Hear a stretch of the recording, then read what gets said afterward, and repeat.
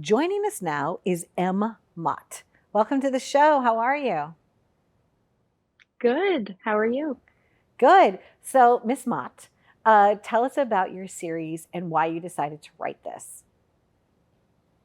Sure. So my series is called Miss Moss. And growing up, when I was in second grade, I was diagnosed with dyslexia. School was very difficult for me. It was hard to find good books that were right for my level. Now I teach students with dyslexia, and I still have found it hard to find books that are a good level for them. So I decided to write my own series, and it is made especially for students with dyslexia.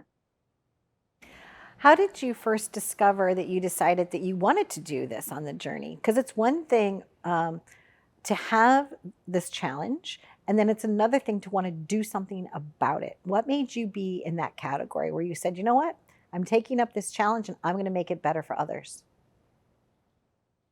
I think it was that it was such a negative experience for me.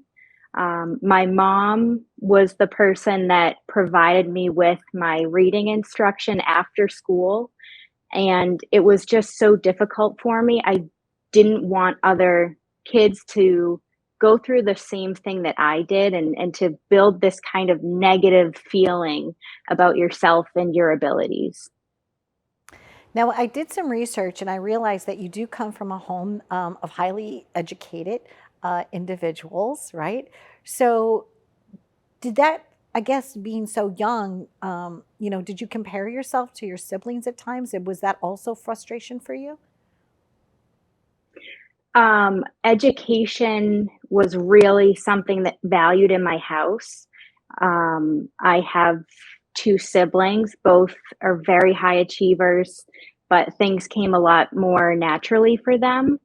Um, I think it helped because my mom would always tell me, just try your best. That's all anyone can ask of you. As long as you feel good about the effort that you put in and you know that you're giving it your all, then that's all you need to focus on.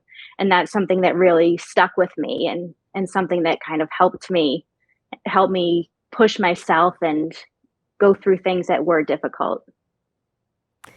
And now you're a teacher. So obviously you were able to attend college and you were able to, obtain your degree. And now you're teaching children and you have an empathetic way about you uh, so that they know, so the children know that they can trust you. I think you've built a level of trust with them. Yeah, definitely. Something I strive to is to have a classroom where everyone feels welcome and everyone feels safe, so that every day they feel comfortable to put in their best effort, and to kind of toe the line between what they know and kind of jumping off into the unknown of learning something new, and being fully ready for that. Now, your books aren't just books where someone reads them, they're actually like interactive. Can you tell us about those chapters? So for the chapters, they're all of the words selected are following a specific code of language. Um, so they're chosen with a lot of care so that they can be accessible for students with dyslexia that are getting reading interventions at school. And it's a way to help validate the instruction that they're getting, and to make sure that it's at a level that works for them. So they're like decode. There's the code, and then you're able to kind of decode it, and then that builds upon the next step and the next step and so forth and so on. Is that correct? Am I describing that correctly? Yeah. So the words follow closed syllable patterns, meaning they end in a consonant, and also they have vowel consonant e word syllable types. So a word um, like would actually be a vowel consonant e word, because it has a vowel, a consonant, and e that gives you the code to know that the vowel is going to say its name. So they're following different rules that have been covered within their reading tutorials. I love that. I'm so happy for you. And I know that, you know, you're from Boston area and that a lot of times even the local press has been picking it up and I wanted to celebrate with you. I have dyslexia, but I have it with numbers. I have it with like ones and sevens. So one time I was hostessing and all of the numbers that I rang in were incorrect. And the next day I got a phone call and they're like, well, you're not fired. And I was like, okay, good. And they're like, but we think you might have, dyslexia. They're like, the reason you're not fired is that no, you must have done such a good job with your customer relations when people were ordering drinks because not one person complained about their ticket. Yet they're like, all of your numbers are off, right? So I think everyone can gain some knowledge and some help, especially other teachers, parents, and the children themselves with your series. How many books are you hoping to achieve in this series? Um, I haven't fully decided. I have books 4 and 5 are in the works right now. I'm just reading through the proofs and then we'll see because for me it's really fun, so I enjoy it and I'd like to continue.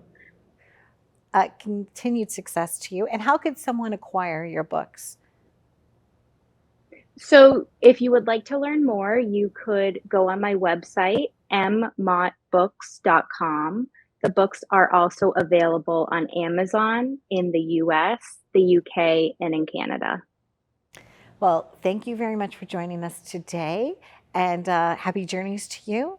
And I will just let my audience know that I have known you for quite a while, close to birth. And I would have you on the show Yeah. anyway, but I am delighted because I have watched your journey and I am thrilled for you. So I'm a cheerleader for you and continued Thank joy you to so you. much. You're welcome. Your success is just, I don't know, I'm just really happy for you. This is great. You're going to be helping probably millions of people. So thank you very much, M. Mott. Stay tuned for more. You've been living it up. And if you or someone you love has dyslexia, please go to her website to find out more information.